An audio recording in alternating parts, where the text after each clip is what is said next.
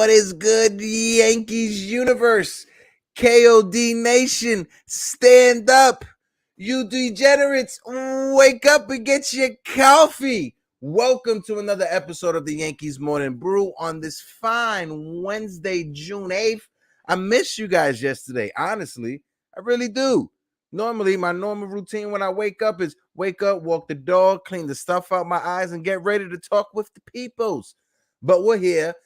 People who are joining us on IG Live, I salute you. Good morning. Hope all is well. Hope you got your coffee. Hit that link that's in my bio and jump on over. Join us here in this YouTube world, in this Twitch world. If you guys can, if this is your first time tuning in, hit that like button, hit that subscribe button, tell a friend, tell a family member. Come on, man. The Yankees Morning Brew, we are here. KOD Media Nights of Degen. We are at 444 on our march to 450, on our way to 500. And also hit me up on Twitter, Yankees Morning Brew KOD on the Twitter. But guys, the first team to 40 wins is ours. It's our New York Yankees. A good feeling. Seeing some of our former players yesterday, Gio Urshela and a Gary Sanchez. One thing I got to say, Gary, you look really good with that beard. I am not going to lie. I'm type jealous. I got to hit up my barber as I speak because I am woofing. But Gary Sanchez looks really good with his beard and everything that's going on. He was 0 for at the plate. You know, he didn't have any hits, any home runs. That's a good thing also. But it's also a good thing to see Gary Judge and Gio out there, especially Gary Sanchez. Gary Sanchez has been a part of this organization ever since he was 16 years old. If you guys watch on YouTube, you guys can look up the Miguel Sano signing story out of DR. Him and Gary Sanchez was featured heavy in it. It's an awesome watch. I guarantee you it's 15, 17 minutes out of your time. You won't regret it. But Gary, good to see you, my guy. Hope all is well. Wish you the best. And before I get too deep into it, I think that's what it is. You know, Gary Sanchez, we all know the type of talent he is. We all know what he did when he first came up in that sample size, 53 or 58 games, 20 home runs, 290.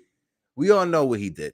Next year as well, all-star, home run in the home run derby with Aaron Judge. We understand it. The noise was just too much. The criticism was just too much. How you doing, Jigga Man Potito? What is good? The noise just got too much, and I understand it. It's New York City. Us fans, us Yankee fans, we are annoying. We are deadly annoying, and I hate to say it, Gary Sanchez caught a lot of criticism when we lost just because we needed someone to blame. Was there some defensive mishaps on his end? Absolutely. Absolutely. But one thing I enjoyed seeing yesterday during the post game and the pregame, speaking of Gary Sanchez, Gary being interviewed, and Aaron Boone being asked and other players being asked. One thing I could say I could tip my hat on is that Aaron Boone and the rest of the Yankees, staff and organization came out in support of Gary Sanchez. It was nothing but praises. Aaron Boone talking about how much of a hard worker Gary Sanchez is, and that's the one part of it that us fans, sorry, my alarm clock, that's the one part of it that us fans do not understand. We don't get to see when they're working on their game. We don't get to see when they're trying to improve their game. All we could go off is what's happening on the field. And if we're seeing on the field pass balls, what we conceive as lazy, it's weird to say that, people who are watching baseball who are couch potatoes is calling a professional athlete lazy. It's pretty hilarious to me. But Gary Sanchez caught a lot of slack here in New York.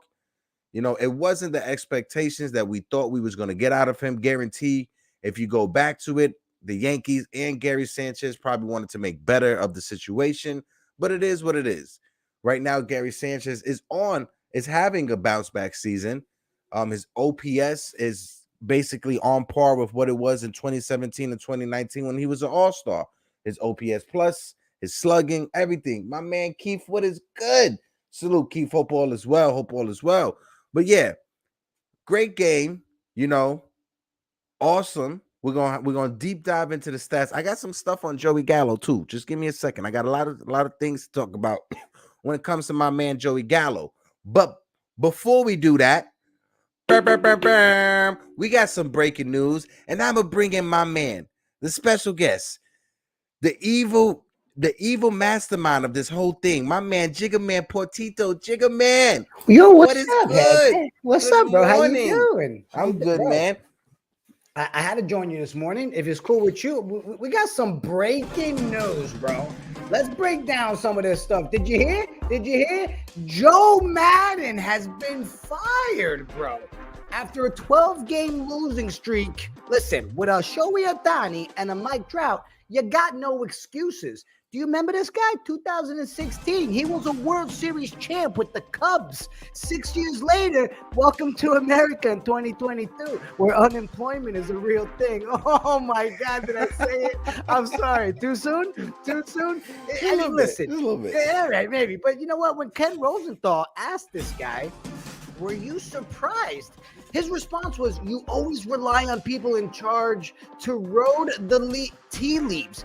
What the heck? Hold on a second. Have you checked inflation, bro? I don't know the price of tea leaves before inflation. I have no idea how expensive these things are. Get out of here with tea leaves. What is this? Get out of here. Listen, if your name's Joe, you should watch out. We lost a Joe Girardi. We lost a Joe Madden. Can we please get a Joey Gallo next, por favor? Listen, we need him to go. Everybody doesn't want to see Gallo, except maybe this kid right here. Look at how excited he was. I mean, he's got the Joey Gallo Rangers jersey, bro. Vintage. The bad part about that situation is this kid's going to school today and he has no friends whatsoever now that they publicly see him supporting a 181 average in Joey Gallo. Get out of here, kid. I mean, Hector, I figured that was the best way to bring you the breaking news. I hope you enjoyed, pal. Oh man, that's probably one of the best breaking news segments that I've seen in a long time. Thank you, Jigga Man, for that. But yeah, that kid in his Joey Gallo jersey, he probably got it from some yard sale that was going on probably years ago. Probably got some bugs on it or whatever. It looks super vintage. I had a pizza stain on it. But hey, Joey Gallo has a friend, as we all should have a friend in 2022. But yeah, looking into the game, let's dig right into it. Let's just jump right into it. It was a slobber knocker. I'm not going to lie. Jameson Taillon gave up 4 runs. The first time he's given up 3 or more runs this entire season. You know, he's going to have a little bump here or there. Absolutely. But I think against Minnesota, this series, not even just yesterday's game, it's going to be a testing point. You know, another first place team, another team whose offense is the top offense in the league. You know, so yes, they are missing a few pieces, especially with Miguel Sano, but this is a test now for our team. 40 wins, took the first game of the series. Let's keep it going. But let's dig deep into it. Again, I'm laughing on the inside for that Jigga Man Portal skit. That was pretty fun. The tea leaves is expensive. But let's get back right into it. Let's look at the Yankees, right? Let's look at this lineup yesterday. Let's break it down. Gleyber Torres had the day off yesterday. So you have DJ LeMahieu leading it off, and DJ was looking like DJ of 2 years ago when he won that batting title. You know, DJ LeMahieu was 2 for 3. He had a walk as well. I mean, he was 3 for 4 with a walk. With this season right now, I know a lot of us Yankee fans have been upset, you know, with the season that DJ LeMahieu has been having. You know, not expecting this out of DJ coming back off of an injury. We kind of expected more, but hopefully this is a sign that things will be turning around, because he did things at the plate that we're normally used to seeing from DJ LeMahieu, taking it the opposite field, driving it up the middle. You know, when DJ LeMahieu is hitting it to right field with power, driving it up the middle, that's when DJ LeMahieu is DJ LeMahieu. You know, batting title and all. Then we had Aaron Judge. My man Aaron Judge, 22nd home run of the year. Hold on, let me put this up real quick. 22nd home run of the year. Leading all of Major League Baseball. On pace for 65 home runs. if Aaron Judge keeps this up, probably adds a little bit pizzazz to it, it's going to be a special September. A real special September. And honestly, if on the debut season of the Yankees Morning Brew, if Aaron Judge could contest for that home run title with Barry Bonds, I understand 73 home runs, it's a leap, but he has 22 right now. You know, you never know. But back to the lineup. Aaron Judge, 2 for 5 in center field again. You know, this is a situation that it's turning to turn out instead of just 2 or 3 days out the week. It looks like Aaron Judge is our starting center fielder, our everyday center fielder. With the way he's been playing better than anything else we've had in center field this year. That's not a lie. But then Antonio Rizzo, with the meatball of shots, 1 for 6, but that one being a home run, a 3-run bomb at that, to expand the league, to stretch it out there. Anthony Rizzo is. Yesterday he had a bit of a struggle in the field. About 3 plays that he should have caught. He got charged with a couple errors. Yesterday's game itself, the Yankees had 4 errors. 1 was taken away, 3 errors. But if you were to ask any of the broadcasters or any other Yankee fan who isn't biased, that's a play that IKF needs to make. You know, I'm gonna mark it down as 4 errors. It was a sloppy defensive outputting yesterday. Hopefully they fix it up and we move forward. This year it's been solid though. You know, it's been solid this year when it comes to their defense, when it comes to their health as well with the starting rotation. Besides having guys have to make extra starts because of a rain delay, you know, double headers and stuff, knock on wood, the Yankees starting rotation has been healthy. Best in baseball. But after Anthony Rizzo, Giancarlo Stanton. Giancarlo, no se Carlos, as John Starling says, had a home run as well. He's starting to heat up. When you have Giancarlo Stanton, healthy Giancarlo Stanton, he is a monster. He is a force to be reckoned with in that lineup. They had Josh Donaldson against his former team. Josh Donaldson was 1 for 5. And now Aaron Hicks, one of the garbage pail kids, was 2 for 3. Fighting for his baseball life is what Aaron Hicks and Joey Gallo is doing right now at the moment. Then you have IKF, 1 for 5. Jose Trevino was 1 for 4, got on the hit parade. And then Joey Gallo, 2 for 4. So every Yankee had a hit last night. It's what you love to see, especially from Joey Gallo and Aaron Hicks. Joey Gallo had that kid out there in right field. I guarantee you Joey Gallo saw that kid, put it in his head, locked it in the back of his mind. If I get anything, I am throwing it to this kid because this kid is my new BFF. But now over to the pitching side. Jameson Taillon, in his worst outing of the season, his worst outing of this year, he only pitched 4 innings. After normally going 6, 7, 8 innings his past 3 to 4 starts, he came back to reality, which is understandable. I don't fault him from it. I don't blame it from it. But Taillon, J-Mo, 4 innings, gave up 9 hits, 4 earned runs, 1 walk, and 3 strikeouts. Then you got your guy Lucas Licky, who came in after him, and I'm not gonna lie. If I was to tell you that I wasn't a bit nervous when Lucas Licky was in the game, that would just be a complete lie. I'm literally yesterday listening to the game while I'm, preparing my fried chicken that I'm gonna make, and I heard him come in the game, and I'm like, oh man, I started crunching my pearls. But Wandy Peralta came in after him. Wandy Peralta, the ageless wonder. Wandy pitched the inning in the third, 1 hit, no runs, no walks, and a strikeout. And then your guy Ron Marinaccio, he gave you 2 innings, 1 hit, no runs, no walk, and 3 strikeouts. Lucas Licky, winning pitcher of record, he's 2-2 on the season. So our pitching, it held out. Our bullpen, it picked up our starting rotation. Normally, for the past 2 or 3 weeks, it's been the opposite. At the beginning of the year, right, and it's one thing. At the beginning of the season, when we first started, and we were struggling a little bit, the starting pitchers were having a hard time making it out the fifth inning for a good, solid first 2 or 3 weeks out the season besides Nestor Cortez, even with Nestor Cortez only going like 6 innings. And the bullpen carried us in that beginning stretch of the season, right?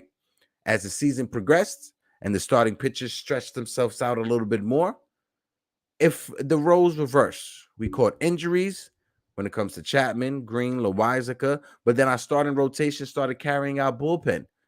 Our starting pitchers started going 7 innings, 8 innings, 7 innings here, 8 innings there, with 6 innings sprinkled right over there. But our starting rotation picked up our bullpen. And that's how it should be. It should be an even balance, a perfect even balance. And speaking about injuries, right before I get into the Twins lineup, we have some news. Jonathan Lewisica was set to throw a bullpen and set to start a rehab game, but he had a family emergency, had to go back to Venezuela to handle that. Hopefully everything works out. Johnny Lasagna, everything is good with your family. Then we had Aroldis Chapman, who threw a bullpen and is scheduled to be pitching in some rehab games coming up. And from the reports, they said he looked better than ever. Then we got Domingo Germán, who's probably the closest out of anybody to come back. Domingo Germán has been pitching bullpen games. He had a simulated game, and he looks solid. So we have help on the way. Zach Britton as well, who's probably long away from coming back. But hey, good news is still good news. Zach Britton threw a bullpen. He looks solid. He's trying to stretch himself out. So the Yankees have some pieces coming back when it comes to Chapman, when it comes to Domingo Germán, when it comes to a Zach Britton, when it comes to a Johnny Lasagna. Those are 4 quality arms that would be solid for our bullpen. In the case of Domingo Germán, we known as a starting pitcher for years. Stretch him out, let him be a long reliever or a bullpen arm. Personally, myself, I think his arm will probably, transition well into the bullpen. He does have a solid fastball and a great breaking pitch. So coming out of the bullpen 1 or 2 innings, Domingo Germán should do damage for us. Should. Keyword is should. Hopefully he does. But let's look at the Minnesota Twins lineup. Let's pull it up real quick for y'all. The Twinsies. There you go. You got Luis Arias, the AL batting leader at the time, too, as well, hitting over 350. He was 2 for 4 yesterday. Byron Buxton, even an injured Byron Buxton, gives us more than whatever we can get out of Joey Gallo and Aaron Hicks. But Byron Buxton, battling and nursing an injury, he was 1 for 4 in the DH spot yesterday. Jose Polanco, the second baseman, was 4 for 5. Max Kepler, 1 for 3. Gary Sanchez, the big old donut, he was 0 for 4. Give me a second while I try to pronounce this name. Larnack, the left fielder, he was 0 for 4. Gio Urshela was 2 for 4. Celestino was 1 for 4. And Palacios, who is filling in right now for Correa, was 1 for 3. Then you got the pitching side. You got Sands. He pitched 3 2/3, gave up 8 hits, 4 runs, 1 walk, and 4 strikeouts. Minaya came in after him. Minaya threw an inning. He gave up a hit, 1 run, 3 walks, and 3 strikeouts. Then you had Cano, who came in after them. When they said Cano, I thought Robinson Cano for a second. But Cano last night, he pitched an inning in the 3rd. No hits, 1 run, no walks, and 2 strikeouts.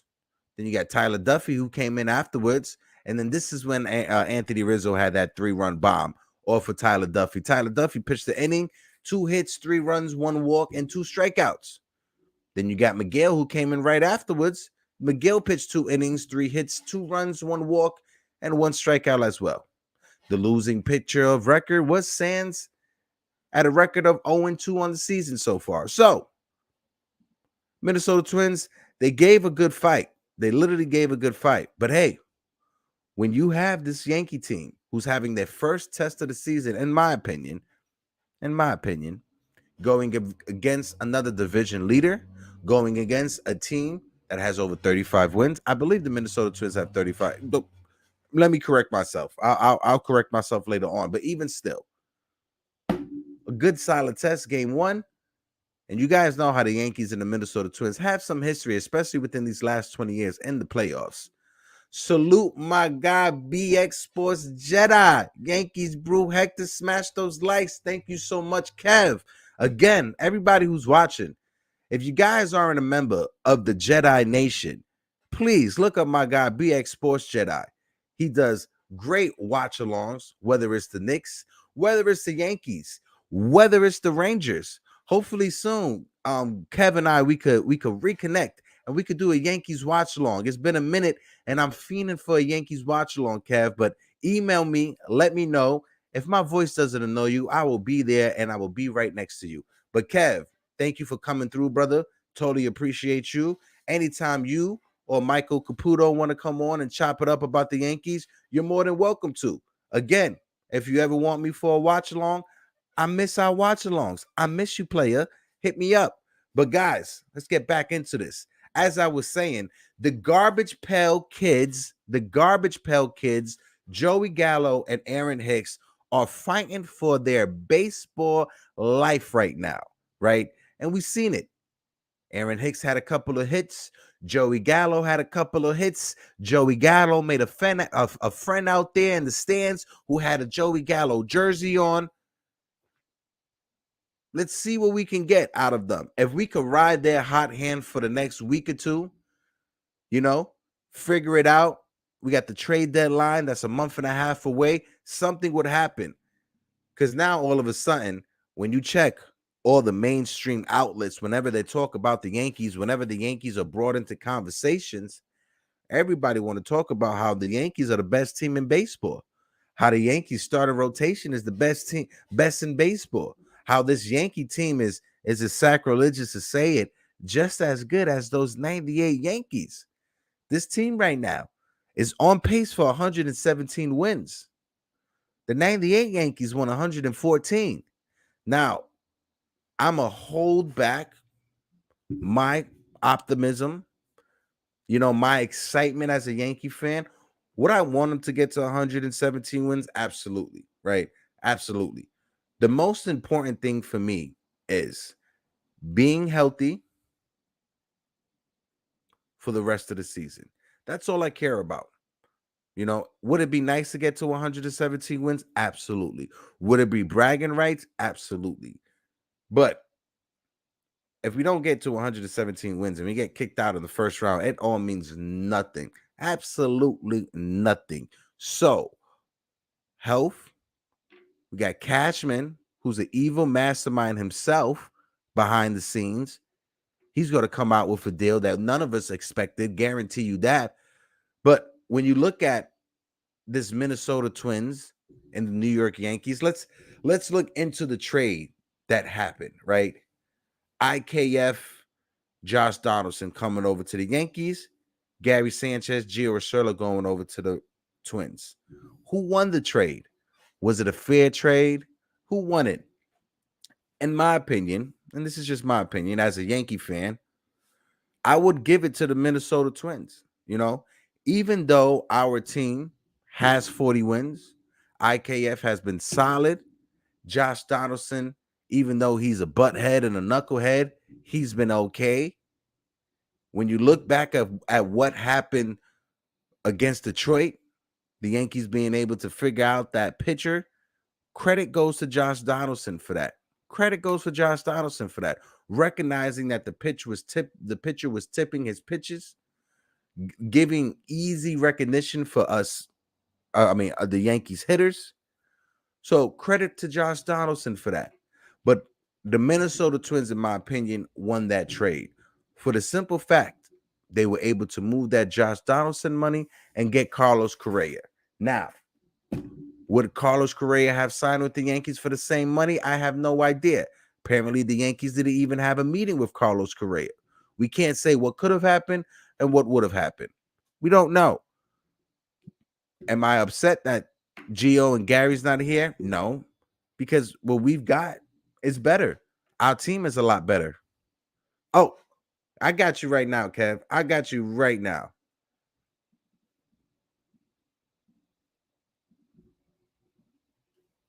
Put the link right there for you, Kev. Come on and join the convo. Let me get your thoughts on who won this trade, right? Like I was saying, when you look at wins above replacements, right? The war, it's all the same when it comes to Josh Donaldson, when it comes to Gio and Gary. I think IKF's war is a bit lower, but it seems like it's all the same. When you look at the numbers, it seems like it's all the same. BX, what is good? What's up? Hopefully you can hear me. Yeah, I can hear you perfectly, my guy. All Thank right. you for joining on. Good morning. Good morning. Thanks for having me. I'm work. I said, let me take a few minutes. Bless your program. Definitely hit that like. Subscribe to the channel. Hector, we go back for over a year now. So yeah, it's phenomenal. Year. It's going to be July when they started the first program when we worked together. So it's fun. First full circle here. I'm going to disagree with your Minnesota winning that trade for now in the short term. Okay. The reason why I say is no longer Gary Sanchez is no longer on the team. And Sanchez, I'm a big fan of Sanchez, but it allowed the Yankees to focus now on being the number one, God bless you, number one pitching staff in the American League. Because now pitchers they could throw the ball in the dirt. They can rely on their receptors to call a better game all around. And the proof is in the pudding on the ERAs and the wins and all around. And also, they're not hanging sliders because they're not worried about they have a runner on first or on bases. I'm going to throw a pass ball, my defensive catcher, and they have to be perfect. And now they just go out there and pitch free and easy. And now I think that helps out greatly. Do I miss Gio Urshela's glove at third? Of course. Do I miss Gary Sanchez pop at the bat? Of course. I'm not a fan of Higashioka as a hitter, but I'm a fan of what is he doing, calling the games. And along with Trevino, I think for the short term, I like the Yankees' advantage. No. Yeah, and listen, those are all fair points. The reason I brought up, and I was going to deep dive into it a bit deeper, when you look at Gary Sanchez in Minnesota, Minnesota knows what Gary Sanchez is, right? Last year, you pointed out our ERA. We went from third in the American League to first in the American League when it comes to ERA. Last year as well, when you look at the Minnesota Twins, they were seventh when it comes to team ERA. Now they're third in team ERA. Is that a Gary Sanchez thing? I don't know. But when you look at the games that he's played, and the 53 games that Gary Sanchez has played, he's only caught 20-something of them. So Minnesota recognizes that defensively, he's not the best out there. Him being on the Yankees and the Yankees having Giancarlo Stanton as a DH, the Yankees weren't able to utilize that. So from that perspective, I would say we won because we focused on it. I brought this up several times when we talked about our catching. You know, when we look back on our championship dynasty in the 90s, a big part of that is, we had Stanley, who was an offensive catcher, but we needed defense behind there. We needed somebody to control the pitching staff, and that's what Joe Girardi did, and passed it on to Jorge Posada before we went on that run. You know, so I agree with you. Yeah, in New York, it just didn't work out with Gary because his catching mistakes, they were just hyper examined. They were under a microscope. Minnesota understands what Gary is. That's why they DH him more than he's catching, you know? Oh, yeah, you're correct with that. When I'm still here. I'm here. Can you hear me? No, okay. Yeah, I can hear you. Perfect. All right. No, I agree with your thoughts there, with your sentiment, especially when we had Mike Stanley. And Mike Stanley, back in 95, he was a very popular catcher, all-star catcher. Then when they made the move to Girardi, I remember people were criticizing. I remember the newspapers of Daily News, Clueless Joe and two Clueless Joes coming in here. And look what Joe Girardi, when is your finest memory of Joe Girardi as a player is that triple over Greg Maddux in 1996. That's what, and the impact, not only that, when he came here, Dwight Gooden had a no-hitter. Then you had Derek Cohen with a no-hitter. Of course, Jorge Posada caught David Wells, but still, all in all, the influence on the catcher of catching the ball and calling a good game, it makes so much impact. And you mentioned with Gary Sanchez not playing much with Minnesota as a catcher, there was a logjam here in New York. It's the same problem we're having with Miguel Andujar. Miguel Andujar is a position player, a player that does not have a position on this team. He really suits as a designated hitter who has a violent swing, but he's positionless. He has no position on the team, and that's what's happening with Sanchez. And I'm glad Minnesota were able to benefit from that. Yeah. Yeah. And the fact that, moving away from the Josh Donaldson money and using that to sign Carlos Correa. Yes, Correa has been injured this season. He's not having a Carlos Correa year, but that move, they were able to slide him in. They're first in their division. Granted, it's a horrible division, but still, numbers don't lie. They're first in their division. I am happy with our team as it is constructed. I wish Gary Sanchez the best, because you and I both know we're both Gary Sanchez fans. I worked with somebody back in the day that was Gary Sanchez's cousin when I was working EMS. So, I've always been a fan of Gary Sanchez. It's just, it didn't work out. I'm not sure if it was the philosophy, or, as they were saying, the coach or the person that was in Gary's ear whispering on what to do, what not to do. But a change of scenery looks like it's the best thing that's happened for him.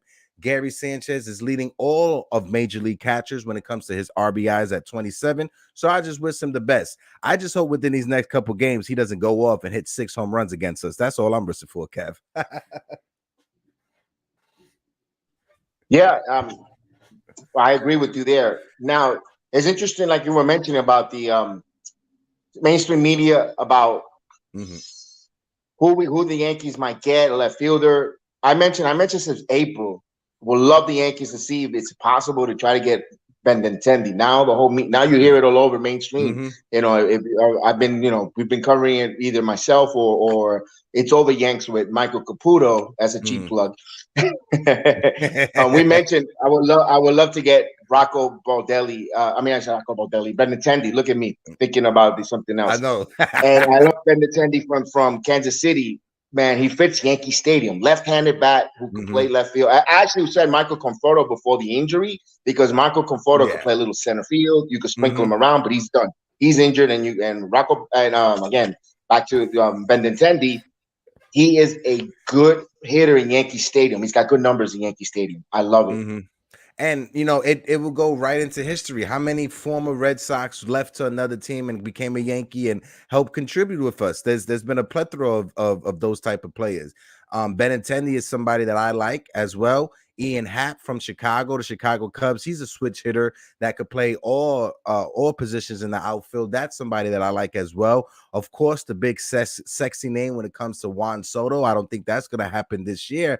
But, there's a bunch of things. You got Reynolds with Pittsburgh, and Reynolds is having a bad year, so probably we could get him on the cheap. You got Ketel Marte with Arizona. I just trust Brian Cashman and this front office to make a move when the move needs to be made.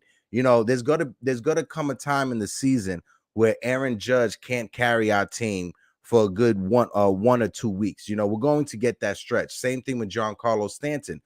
So even with at 40 wins and our pitching staff being as good as this is, we need to get 1 or 2 guys that can help that bottom part of the lineup. We cannot rely on that top half of the lineup carrying us every day and every night. It needs to be a well balanced. I agree with you, but haven't you noticed something different from this 2022 version of the New York Yankees? There's sometimes manufacturing runs. They're actually playing and they're getting hits. It's not all or nothing anymore. Yes, the home run is there with, of course, Aaron Judge.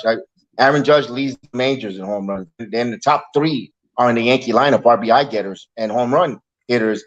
Top 10 in all of baseball in Stanton and Rizzo, but they still manufacture addition. That's why another addition of IKF is he spreads the ball around. And now a healthy DJ LeMahieu returned to his form that we seen 2 years ago. They need hitters. That's why sometimes it's difficult.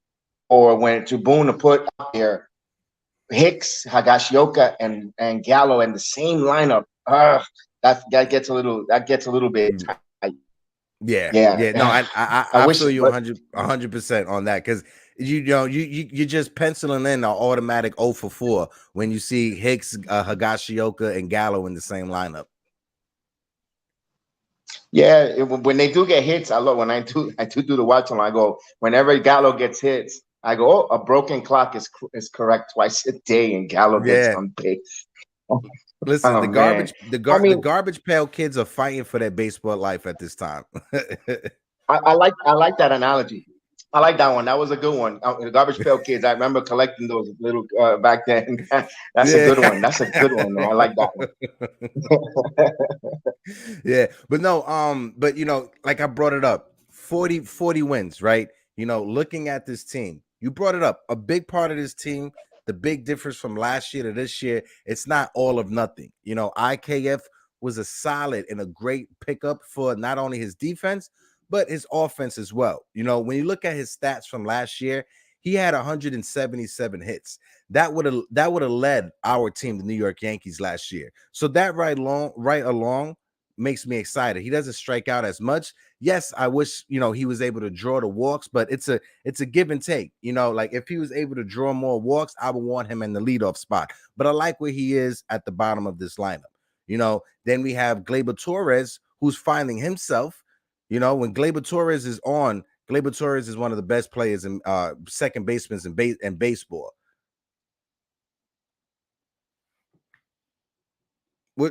So far with this team, Kev, when you look, not comparing it to last year, besides the points that we brought out, what is the big change for you? Like, what do you think it is? Like, is it a philosophy thing, or is it just Jose Trevino is having that much of an impact on this team? Two things though that you mentioned there: the reemergence of Gleyber Torres. He's comfortable at second base. He looks phenomenal there. He looks like he's trying to round down into all-star form again. I don't know if he might make. I don't think he'll make the all-star team this year. But he's playing that level. He's playing really well. And also what Gleyber Torres, if he continues to play there, it also allows the Yankees to maybe they could move not Velope, but Peraza in a deal. Because now, we got our second baseman. We'll hold Velope here, and okay, now we have a plethora of shortstops that we could probably move and get in this trading deadline to bring someone big time, part of a trade. Either another left fielder, center fielder, whatever the case of Cashman, and they might ask for that kind of chip. You could feel comfortable letting it go because of Gleyber Torres, and then also what you mentioned. Trevino, one name that doesn't get a lot of mention and respect is Matt Blake. Is Blake the pitching coach? Whatever game plan and regimen that he has, and this is what year 3, and Matt Blake as a pitching coach, and now he's comfortable, and it's a full year with pretty much the same pitching staff with him, with his philosophy, with Kai Higashioka, with his program. And they're buying into it, and you've seen a resurgence on the whole pitching staff. I love what Nestor Cortez has done, what he continues doing. I think he dare I say, he might be the second or the starter of the All-Star game, or the second pitcher out of that bullpen for the All-Star game. I wouldn't be surprised. And Matt Blake, as much as we killed him a little bit last year, this year he's the big difference, if you ask me.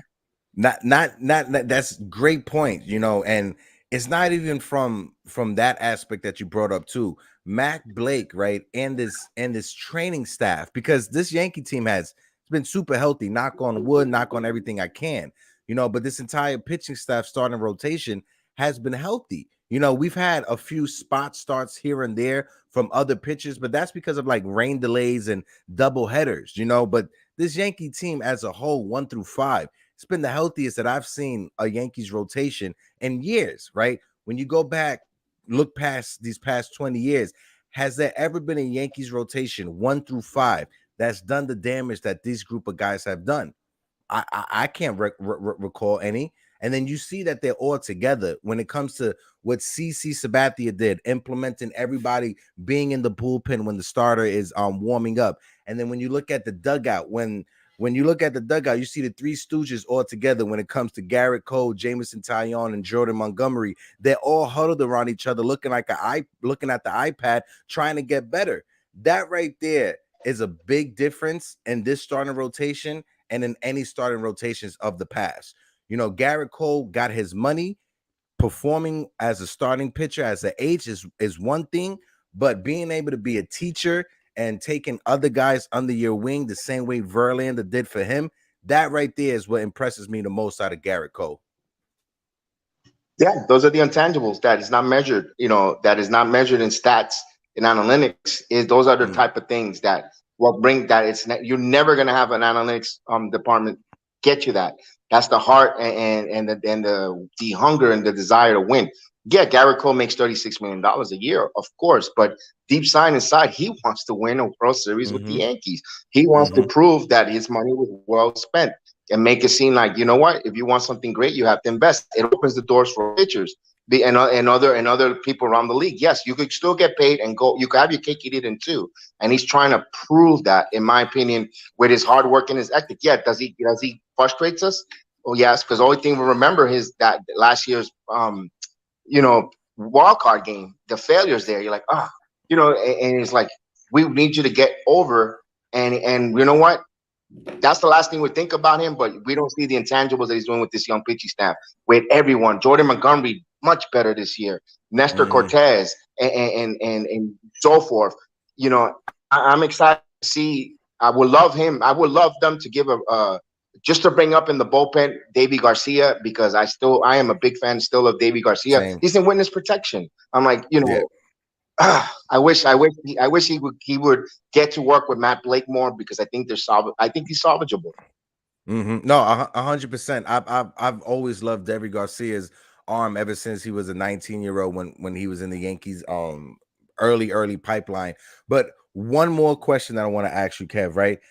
I want to get your tone on this. What do you figure about this? Because we've seen that, Major League Baseball is where it is right now, June 8th. We got the Angels just firing Joe Madden, the Phillies firing Joe Girardi. What do you think? Would you make a move if the time comes in the next month? Would you make a move for Bryce Hopper? It all depends on what they want. Let me ask you this. Right, my fault. Right now, it's just a money thing with Bryce Harper, right? He has a clause in his contract where he could deny. He has a trade. Like he could deny a trade. He has a no trade clause in his contract. So yeah, it all depends what they ask. I'm sorry, what you was about to say? I was going to say, but what does that tell us about Judge? Are we not bringing Judge back then? Are we tipping our hands that we may not be bringing Aaron Judge back? Because can you really have 3 or 4 $300 million contracts on that? Or let's put $250+ million contracts on the team. Well, with the money that the Dodgers and the Mets are paying, the Yankees have the 3rd highest payroll in baseball, right? So if you could work out a deal with the Phillies and the Yankees could bring him over, and we divert some of that money and pay Bryce Harper later on, it's just a conversation to entertain, but I wouldn't hang up the phone. And when you look at the money that's left on Bryce Harper's deal, and you look at, re-signing Aaron Judge or trying to give Juan Soto that massive contract extension, the Bryce Harper deal kind of looks like a bargain, just like Giancarlo Stanton deal kind of looks like a bargain as well at this point. I will, in a crazy world, I will, and if it was the old Yankees with George, that could say but I don't see it with this new philosophy, in the way they're running their organization. As much as fantasy wise, that'd be phenomenal, but I just don't see it. I'll be pleasantly surprised though if it does. I just have it because when the Yankees like set their eyes and set their target on a player, they go after that player, and 9 times out of 10 they get that player.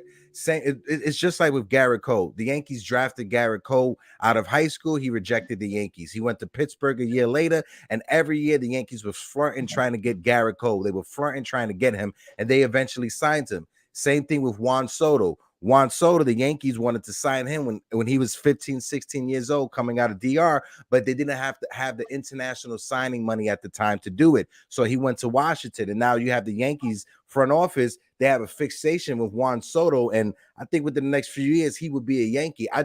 When the Yankees have their target set on a certain player, the price point to me gets thrown out the window, because the price tag for Garrett Cole was thrown out the window, and the Yankees wanted to sign him, and they got him. No, you make great points there, valid points. That's why if you could talk to the Nationals for this year and bring it and try to get Soto, even if it takes Dominguez, Velope, whoever they want, Peraza. Domingo, Yeah. Raza, whoever they want. Pretty much 3 or 4 players, you're gonna have to really do it. Because not only that, we're in contention of winning a World Series. He is a proven player. You got to pay him 2 years down the road, and you have an insurance just in case the judge negotiation um doesn't go well and you can't sign an Aaron Judge. You still have Juan Soto in there, but you could still market, and especially in New York, that is heavy Latin oriented. The marketability with Juan Soto will be phenomenal. Yeah. Dollars and cents wise. So it'll Yeah. be interesting to see. Yeah, he's a walking billboard, Juan Soto. Like his swag and his demeanor would just play so well in Yankee Stadium, and just imagining him in a Yankee uniform and how good he would look in a Yankee uniform is just another thing that catches my attention. When it comes to Soto, right? That's the type of generational player that you empty out your farm system for, in my opinion. And I Agreed. wouldn't be that upset with Juan Soto because Anthony Volpe is 21-22. Juan Soto's 24-25. It's Correct. not that much of an age difference between the two of them. So I wouldn't be that upset with the Yankees emptying it out for him. Now, if it was somebody who was 28, 29, 30, then I'm pulling back. Then I'm like, we could pump the brakes, on the prospect dumping. But Juan Soto, he's 24, 25. He's a solid young man. Yeah, agree. And right now, if they want Velope, think about it. He's just batting 210, and I think he got like 6 home runs down in Double A, Triple A. He's not. Now he's coming on late. Last few weeks he's been coming on as the weather turns. But if someone wants, I'm not saying he's not good. He could still be good, but right now he's on a downside. So I don't know. Like I'm with you. If we could, that's the type of player that you empty. You farms. You empty for a player that you're going to get to World Series champion already. He's been there since day one. He's been hitting and mashing. Yes, Bryce Hopper, not really, because he's a little older. Unless if you're going to get him for basically not like a Stanton deal that offer you can't refuse. And I do not want to see Soto in the Met uniform. Although Stephen Cohen could pay him the money. But I don't think the Met fans won't appreciate Juan Soto. They'll turn on him the way they did with Baez and the way they're doing with Lindor. The way they turned on Carlos Beltran that first year too. Yep. That always rubbed me the wrong way how they treated Beltran that first year. It's like it wasn't Beltran's fault that Mike Cameron ran into him. Like the way they treated Beltran that first year was horrible. What's your thoughts on Beltran being in the booth calling games? Because personally, I enjoy it. At first, I was a little skeptical of it, but the insight that Carlos Beltran gives to me, I totally enjoy it and soak it in. I know you do the watch along, so it's hard for you to probably like listen to the broadcast at the same time. But what's your thoughts on Carlos Beltran and how he's been as a broadcaster? Yeah, you're correct. I haven't really studied them too much because I've been doing the watch along simultaneously when they do it. From what I'm hearing, and I hate to quote other people, they're not a fan of him. They're not a fan. They don't like him. I don't know if it's because of his accent or whatever the case is. But in these days, you have to have an open mind when it comes to broadcasting. You have to have an open mind to listen to his insights. He's a former player who has an insights, who's going to give you another, like you say, the fourth wall. What's going on in behind that dugout. What is the player thinking? The same way O'Neill wasn't receptive in the beginning, and right now O'Neill is beloved. But O'Neill was so beloved as a commentator. In the beginning, he was, let me tell you, he was a little rough around the edges when he first came, and even David Cohn. Now look at David Cohn. He's leading the, Sunday Night Baseball. So just with everything, Hector, when we start off, you from one subscriber and you start building. And I think that's what Beltran needs. One, time and building. I know it's the Yankees, the Yankees, you don't have time. You got to be excellent from the very beginning, but I heard one broadcast with him, and I thought he was fine. I didn't, just that he has an accent, and in this day of age, you shouldn't bother with a person's accent because we are a multifaceted country that we have everyone. So I don't know what's the problem with Beltran. I don't see it. Yeah, no, 100%. I get it, and when you bring up the accent part of it, that's something that always rubs me the wrong way. But he needs that well balanced, because Cameron Maybin, people get on Cameron Maybin because of his Southern accent that he has. And to me, it doesn't stick out that much. But Cameron Maybin, Carlos Beltran, they bring such a different view of the game, right? And honestly, Carlos Beltran and Cameron Maybin, they make Michael K bearable, because I'm not a big fan of Michael K, but him being on the call with Mike Cameron, with Mike Cameron, with Maybin, Cameron Maybin, and with Carlos Beltran has been some of the best watches that I've had this entire season. And when you bring up, when you look at what happened with the Detroit pitcher, how he was tipping his pitches, like, understanding that the fastball is coming when he's looking at the third base coach and the breaking pitch or whatever, blah, blah, blah. Carlos Beltran brought that up like 2 days before on how he was able to like read pitches and know what was coming. Like Beltran spoke about that, literally brought that same analogy of, oh, we focused on the pitcher if he was looking at the third base umpire, because a lot of pitchers give away that tip. And he brought that up, and he brought up how players didn't like that. Like Derek Jeter wasn't a fan of it. A-Rod was a fan of it. So he brought that up, and 2 days later it happened. So to me, that was just a different, unique form of it. And I love what I'm getting out of Beltran, honestly. Yeah, you made a good point there with that, with tipping the pitches, that not knowledge. In the same one, I'm on a analogy. Remember when Tony Romo first started calling football games? Everyone did it. Everybody couldn't stand Tony Romo. Look at him; he's the number one highest paid analyst on football, calling football games.